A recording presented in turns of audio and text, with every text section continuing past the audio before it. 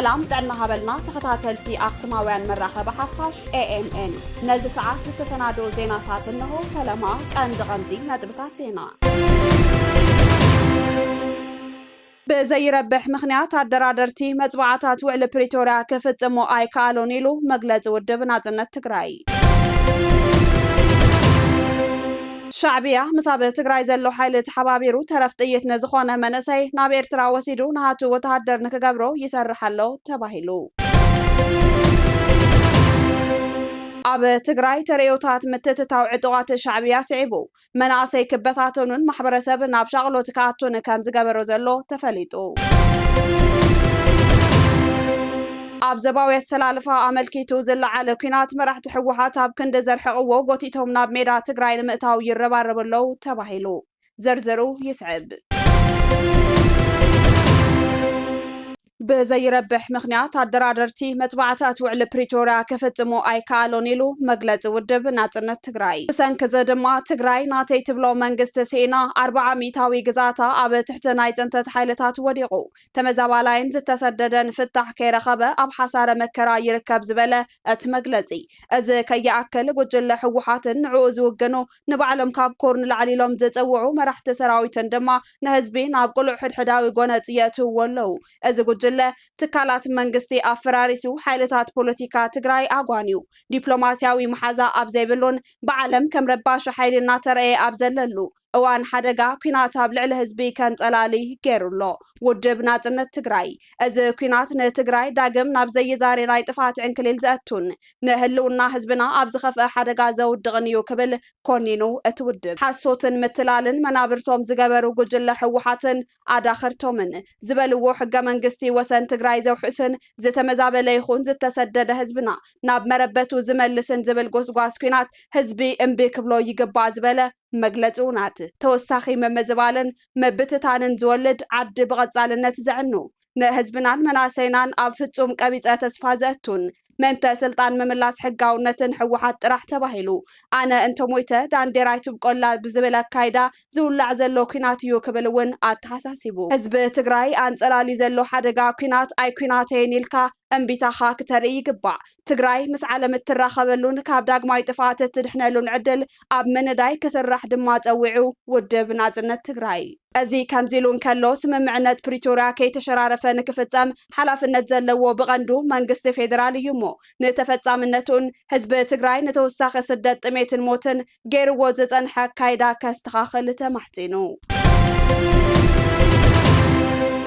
شعبية مساب تقراي زلو حيلي تحبابيرو ترف طيت نزخونا منسي ناب إرترا وسيدو نهاتو وتادر نكقبرو يسرحلو تباهلو كابك أدمت حيزو تقراين تقراوين نمتفاز سرح شعبية حزوان بسم تمدو مساب تقراي زلو حيلي بمتحببار تقراوي كاب قطع مدرن متفا يسرحو كم زلو ينقر شعبية تقراي عودو كينات نمقبار يسرحلو كاب زحالفون تحت عدما قلعو كاب تقراي تقفيفهم اب إرترا كسلطنو يقبرلو نزل سعيبو دما حبرتسب قبو تنقاغا نخقبر مس أقسماويان ميديا تانحيت زكايدة يمان حلفهم يزارب حزب تقراي رخيبو وازلو جلانجل سلام منتخت كتسل مس فيدرال منغستي حابيرو كسرح يقبا نزل تقباراوي كي يخون جن كورن كاب كورن العلن يسرحلو يبل يمان حلفهم زبزي ناو كينات كياتي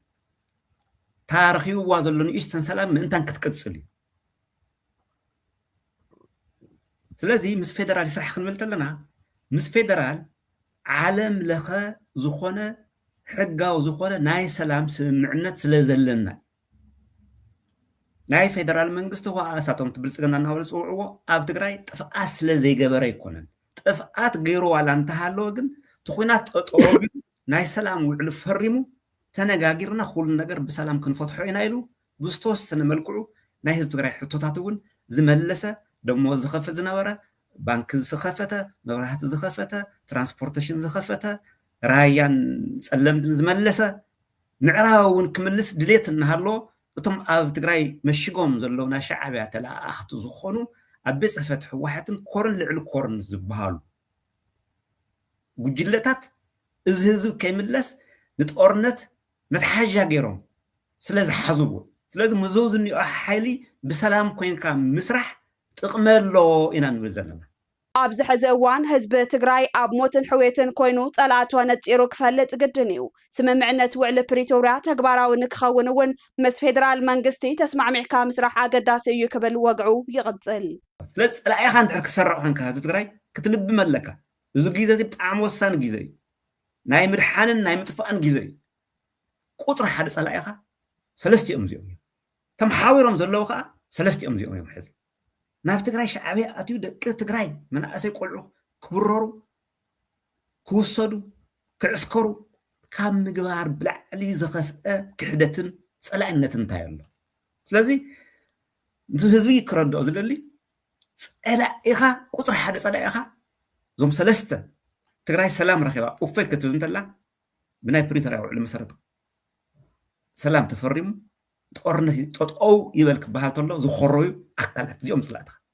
እዚኦም ድማ እዮም ህዝቡን ንኻሊእ ዙር ኩናት ዝዳለ ዘሎ ስለዚ ምስ ፌደራል መንግስቲ ሓቢርካ ምስራሕ ምስ ፌደራል መንግስቲ ምንግጋር ይህን ምብሃል ሕጋውን ጠቃምን ዲፕሎማሲያዊ ብዝኾነ መልክዑ ቅቡል ዝኾነን ኣሰራርሓ ኣብ መወዳእታ ኩሉ ትግራዋይ ኣብ ዘይምልከቶ ኩናት ከኣቱ ኣይግባእን እኳ ደኣስ ኣብ ልዕሊኡ ክካየድ ዝሕሰብ ዘሎ ኩናት ብምፍሻል ብቐዳምነት ንሰላም ብምሃብ ክስራሕ ኣለዎ ክብል የማነ ሓለፎም መልእኽቱ ኣመሓላሊፉ ኒኦ ክትነቕሐሉ ክትፈልጦ ክርድአካ ይግብኦ ከይትመውት ህይወት ሓንቲ እያ ወዲ ሰብ ሓንቲ ግዜ ኣብ ዓለም ዝነብር ሞት ኣይኮነን ንኸምዚ ዓይነት ምንም ትርጉም ንዘይብሉ ዕላማ ንዘይብሉ መወዳእቱ ንዘይፍለጥ ምስ ለያው ምስ ሓሸውቲ ምስ ዓመፀኛታት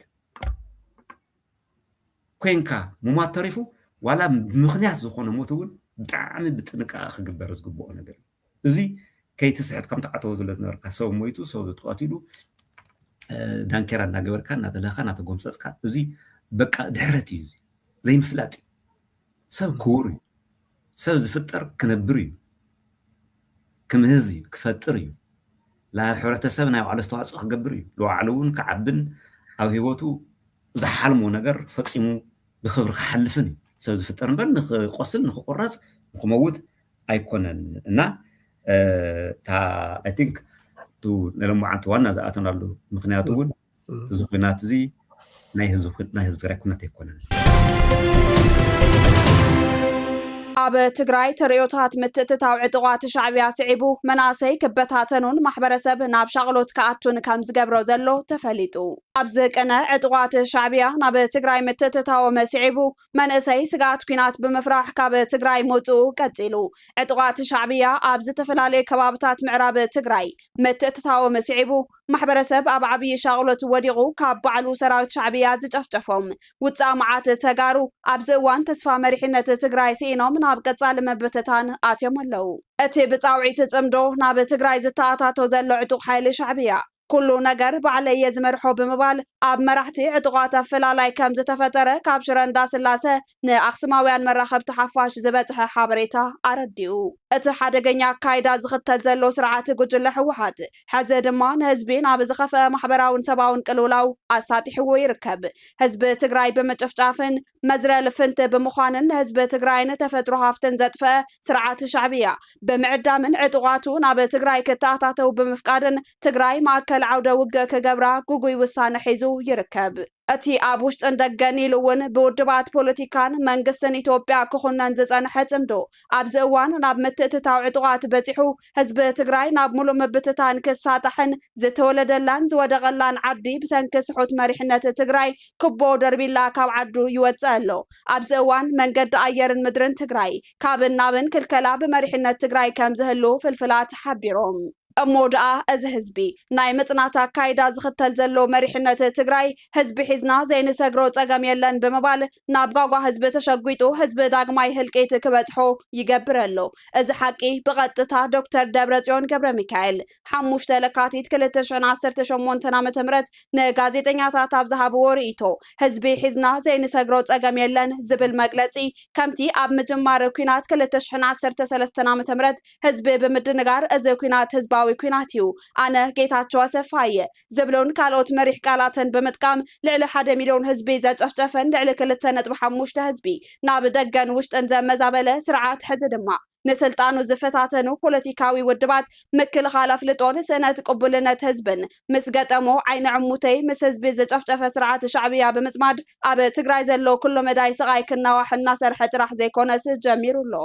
ተግባር ዝቃወሙ ዘለው መናሰይ ድማ ካብ ትግራይ መውፃእ መማረፂ ሒዞም ሃጽ ክብሉን ዓዶም ክጸልኡን ይገብረም ኣሎ ተጋሩ ፖለቲከኛታት ዲያስፖራ ተሓለቕቲ ሰብኣዊ መሰላትን ማሕበረሰብ ዓለምን ነዚ ጨፍጫፍ ስርዓት ሻዕብያ ዓዲሙ እከይ ተግባር ዝፍጽም ዘሎ ጉጅለ ህወሓት ዓገብ ክብሎን ካብ ሙሉእ ጽንተት ህዝቢ ከድሕኖን ይግባእ عود حرشان مزمان ኣብ ስራሕቲ መካናይዜሽን ትኩረት መሃብ ወሳኒ እዩ ክብሎ ምክትል ሓላፊ ቢሮ ኢንዳስትሪ ትግራይ ተዛሪቦም ምክትል ሓላፊ ቢሮ ኢንዳስትሪ ትግራይ ኣይተ መሓሪ ገብረ ሚካኤል ኣብ ትግራይ ዓውዲ ሕርሻን መዘማን ዘኽእላ ልዕሊ 6000 ውፅኢት መካናይዝድ ማሽናት ኣለዋ ክብሎ ሎሚ 9 ለካቲት 2018 ዓ.ም ኣብ ከተማ መቐለ ብጣዕሚ መካኒካል ኢንጂነሪንግ ዝተሰርሑ ናውቲ ሕርሻ ኣብ ዝተዓዘብሉ እዋን እዩ ነዚ ዝገለጹ መስራትን ኣካየድ ስራሕን መካኒካል ኢንጂነሪንግ ጣዕመ ኣይተ ጣዕመ ገብረ ሚካኤል ትካሎም ኣብ ትግራይ ዓውዲ ሕርሻ ነመዘማን ዘኽእሉ ስራሕቲ እናሰርሐ ከም ዝርከብን ልዕሊ 200 መካናይዝድ ማሽናት ሰሪሑ ወዲኡ ናብ ሓረስቶት ከም ዘከፋፍል ገሊጾም ኣብ መወዳእታ ድማ ትግራይ ኣብ ሕርሻ ካብ እትኽተሎ ዘላ ባህላዊ መንገዲ ብምውፃእ ሕርሻ ነመዘማን ናብ ውፅኢት መካናይዜሽን ንምስግጋር ክስራሕ እዩ ክብሉ ፕሬዝዳንት ጊዜያዊ ምምሕዳር ትግራይ ሌተናል ጀነራል ታደሰ ወረደ ተዛሪቦም